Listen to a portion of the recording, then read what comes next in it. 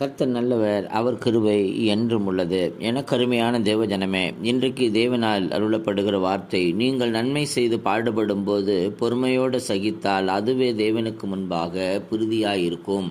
எனக்கருமையான தேவஜனமே, நன்மை செய்து கொண்டிருக்கிறோம், ஏன் தீமை வருது என்று நினைக்கிறீர்களா? இல்லை, தேவன் நம்மை நேசிக்கிறார். தேவன் நம்மை நேசிக்கிறார். நீங்கள் குற்றம் செய்து அடிக்கப்படும் போது பொறுமையோடு சகித்தால் அதனால் என்ன கீர்த்தி உண்டு? குற்றம் செய்து பொறுமையோடு அந்த அடியை வாங்கிட்டோன்னா அதில் எந்த நன்மையும் கிடையாதுங்க. ஆனால் நன்மை செய்து ஆமென் சோத்திரம் தீமையை அனுபவிக்கும் போது தேவனாகிய கர்த்தர் நம்மை ஆசீர்வதிக்கிறவராயிருக்கிறார், நம்மை பாதுகாக்கிறவராயிருக்கிறார். நமக்கு அதற்கு பின்பதாக ஒரு திறந்த வாசலை நமக்கு கொடுக்க தேவன் சித்தமாயிருக்கிறார்.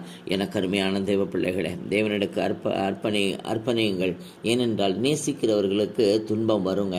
ஆமென் சோத்திரம். அந்த துன்பத்தை நம்ம பொறுமையாக ஏற்றுக்கொள்வோம். கர்த்தர் நம்மை ஆசீர்வதிப்பார். ஆமென். God bless you.